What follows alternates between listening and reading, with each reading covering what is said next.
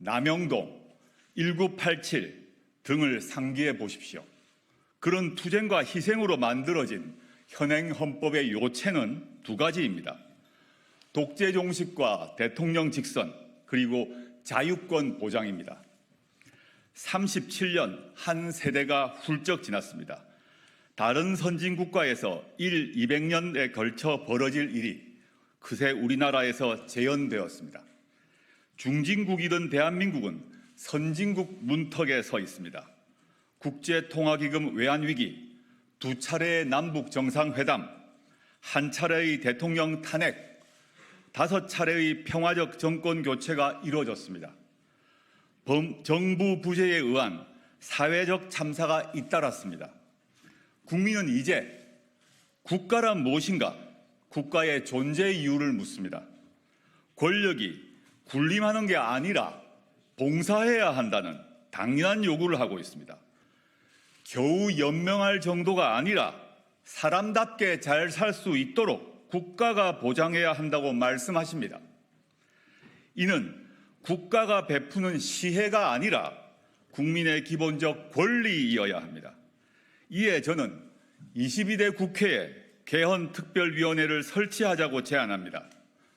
개헌특위에서는 제7공화국 헌법을 논의하게 될 것입니다. 조국혁신당은 개헌안에 담고 싶은 것도 많고 준비도 충분히 했습니다. 그러나 조국혁신당은 오늘 제7공화국 개헌에 반드시 담아야 할 최소한의 개정사항 7가지를 다음과 같이 제시합니다. 첫째, 부마민주항쟁, 5.18 민주화운동, 60 민주항쟁을 헌법 전문에 수록합니다. 현행 헌법 전문은 3.1운동으로 건립된 대한민국 임시정부의 법통과 불의에 항거한 4.19 민주 이념을 계승한다고 되어 있습니다. 이에 더하여 부마, 5.18, 60 정신의 계승을 헌법에 수록하는 일은 지극히 당연한 일입니다. 이들 운동과 항쟁은 정치적으로는 물론 법률적으로도 복권되어 국민의 마음에 뿌리 내린 바 있습니다. 7공화국 헌법 전문에 유구한 역사와 전통에 빛나는 우리 대한국민은 3.1운동으로 건립된 대한민국 임시정부의 법통과 불의에 항거한 4.19 혁명, 부마민주항쟁과 5.18 민주화운동, 60 항쟁의 민주 이념을 계승하고 라고 새겨야 합니다.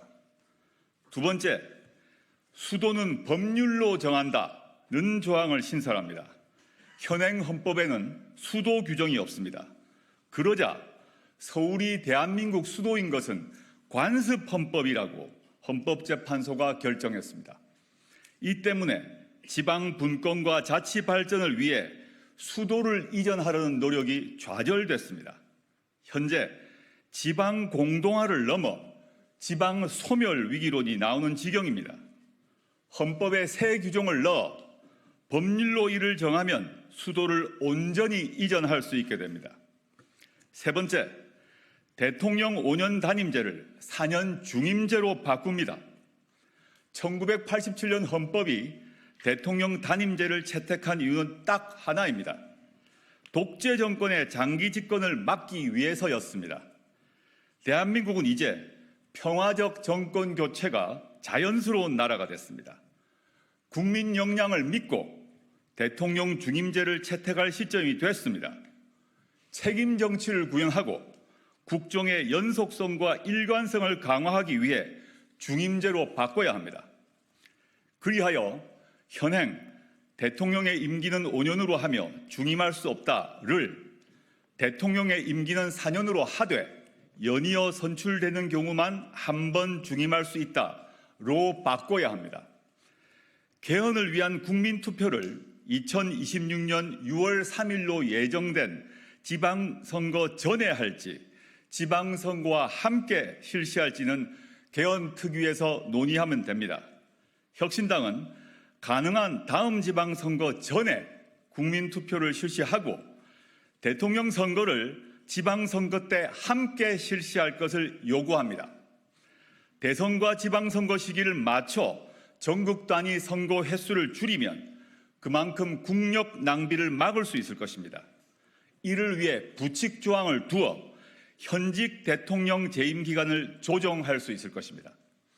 네 번째, 검사의 영장 신청권을 삭제합니다.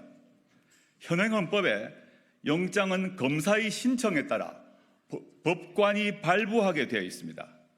검찰청은 법무부 외청에 불과하지만 준사법기관을 참칭하며 사실상 무소불위의 기소 권력을 누립니다.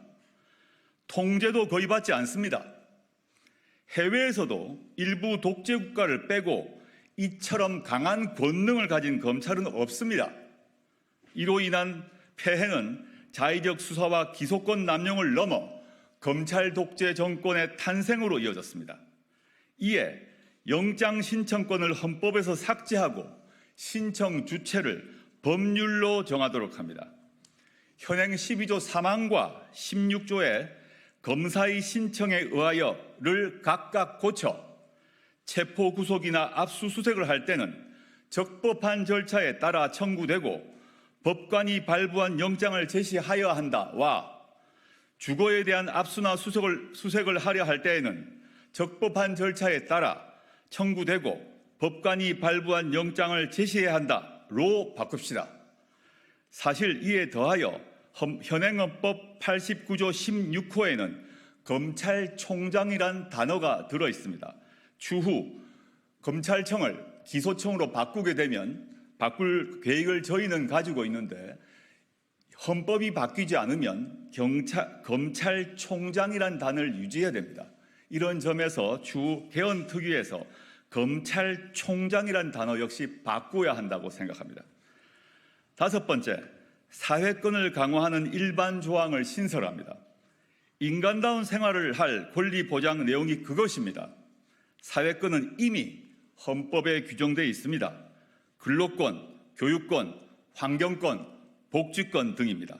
다만 현재의 각 사회권 권리 증진을 위해서는 국가가 노력하여야 한다라고 되어 있습니다.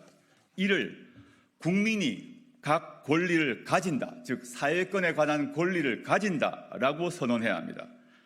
지금처럼 최저 한계 보장이 아니라 인간 존엄성이 보장되면서 삶의 질을 유지할 수 있는 권리를 국가가 적극 보장토록 하는 것입니다. 이에 모든 국민은 장애, 질병, 노령, 실업, 빈곤 등 다양한 사회적 위험으로부터 벗어나 적정한 삶의 질을 유지할 수 있도록 사회 보장을 받을 권리를 가진다.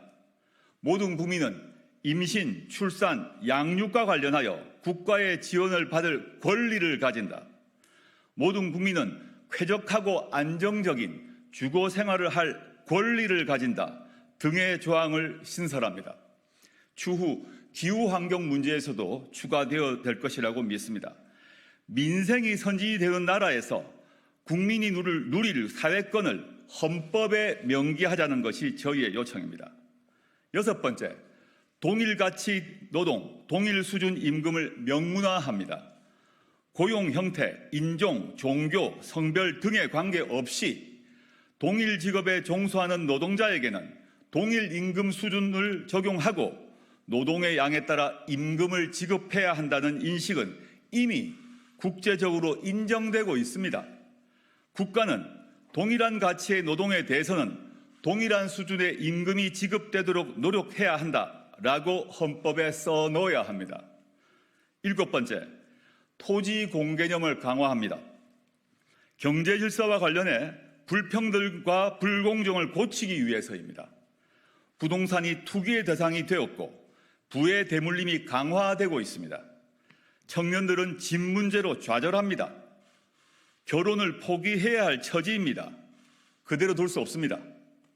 국가는 토지의 공공성과 합리적 사용을 위하여 필요한 경우에 한하여 특별한 제한을 하거나 의무를 부과할 수 있다라고 토지 공개념의 내용을 헌법에 분명히 할 필요가 있습니다.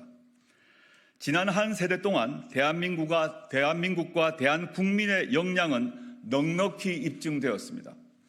현행 헌법보다 국민의 권리를 더 인정하고 국가가 국민을 더 지원하도록 규율하는 헌법을 가질 자격이 충분합니다.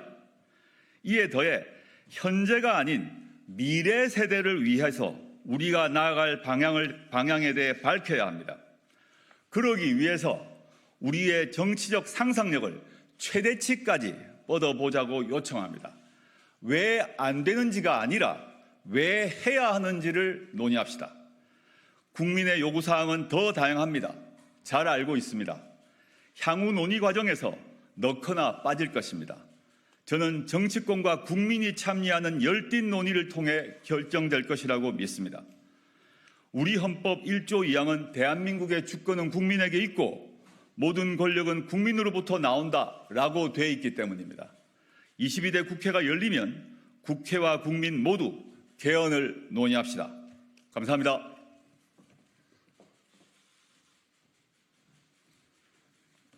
같이 사진 촬영 같이 하시고 100풀로 이동하시죠? 우리 당 카메라나 한번 당 카메라 저기 박 부장 있으니까요.